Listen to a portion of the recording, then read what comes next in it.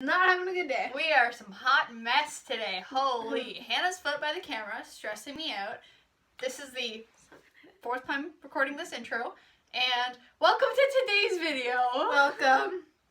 Today's video is in partnership with Fighting Blindness Canada in that they provided us with free audio version and a PDF version of the book Dog Driven by Terry Lynn Johnston for us to read and review. So that's what we'll be doing today. We'll be reviewing the book, and here's our thoughts on it. Let's go.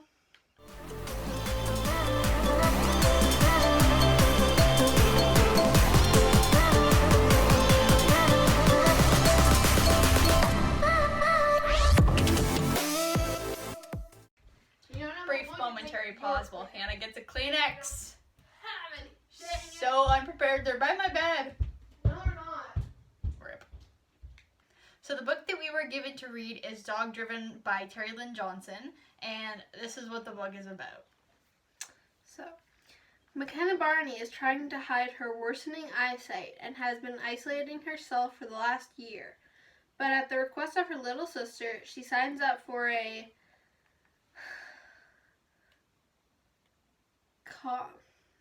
Anyways, she signs up for a race. A mail run race in the Canadian wilderness, a race she doesn't know if she can even see to run. Winning would mean getting her disease and her sister's national media coverage, but it would also pit McKenna and her team of 8 sled dogs against racers from across the globe for 3 days of shifting lake ice, sudden owl attacks, snow squalls, and bitterly cold nights. A page-turning adventure about living with disability and surviving the wilderness, Dog Driven is a story of one girl's self-determination and courage it takes to trust in others. So obviously we were asked to review this book because we're both visually impaired and can relate, and they wanted to kind of know, like, obviously the author studied a lot about vision loss. So the two sisters relate. Yep. Both have vision loss, but the younger sister has been officially diagnosed, and has been diagnosed with Stargardt's disease. And based on watching her sister go through vision loss, the older sister recognizes the symptoms when she starts to get them and realizes that she's losing her vision, and all of a sudden she has to, like, read things really close and, like, squinting and can't see in the bright light, yada yada yada. Yeah. And so, but she's also a musher for dog running, which was really cool because I didn't know anything about dog running. So I like the contrast of the book in the sense that it was so familiar with the relation to vision loss, yet so unfamiliar with the idea of running dogs. Like, it was a cool kind of contrast that way.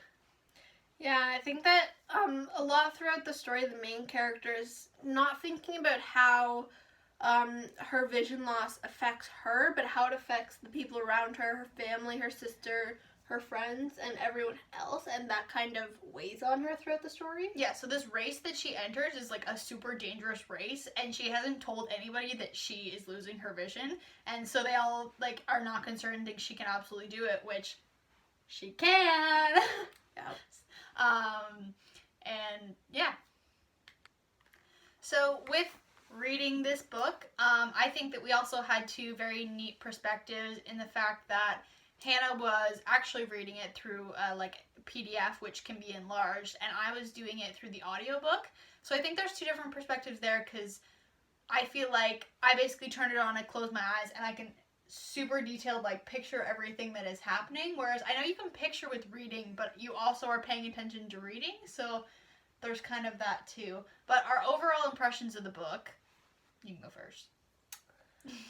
It was very realistic. The author did a great job at explaining to its readers what it is like having vision loss, and it shows the raw emotions of what it's like having visual anxiety and having to admit to yourself and others that you have vision loss, and that it is okay to have vision loss.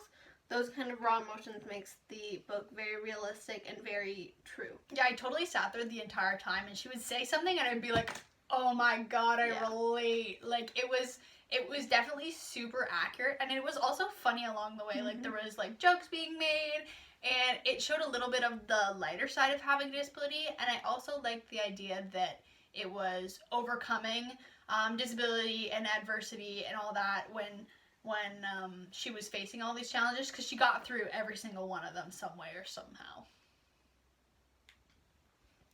I also really liked in the story how not only was the main character and her sister dealing with vision loss, but as she was racing, she also found that one of the lead dogs on another sled dog team had a blind lead dog, which was really cool because I feel like she realized she had someone to connect with. Even though it was a dog, that dog inspired her and kind of like pushed her and made her understand more about who she was now that she has this vision loss. I also like the idea of trust that comes along with that, because the fact that the musher who was leading that team put enough trust in their front dog, the dog that is guiding your sled, to be blind and not be able to see. There's a super amount of trust that comes with that, and it also was symbolized kind of in the way that all of the mushers were trusting their dogs that they weren't gonna like die out here on this race. And it kind of just shows, like, when you are blind, like, you have to trust other people in your life so much around you. Like, when you're sighted guiding or when you're asking for directions and all that, like, there's a huge amount of trust. So another thing that was super realistic was the, like, visual anxiety and the stress of everyday situations that came with her visual impairment. Even though she was doing this, like, extraordinary male run race with everybody, like, there were everyday struggles that people with low vision faced that were touched on. No comment? No. No. It was just... Yeah. You were the one who was saying how much you related to the visual anxiety aspect of it. You have nothing to say? I totally blanked out there for a minute. I'm not gonna lie. I did blank out, but it was the visual anxiety was very realistic, and I did acknowledge the visual anxiety in the book, and I said yes, that is very relatable. And also, when she was like in the point where she's trying to make it seem to others like she doesn't have vision loss in her daily life, like going to school, like she says that she stayed after class to get the notes from the board that she couldn't see. And I feel like that was also, you know, realistic in like those struggles, and not that everybody does that, but that like there was a point where she lost her sunglasses on a super sunny day, and let me tell you, that scene gave me stress. I was like, oh my god, a day of being outside without sunglasses literally would make me cringe, but super accurate.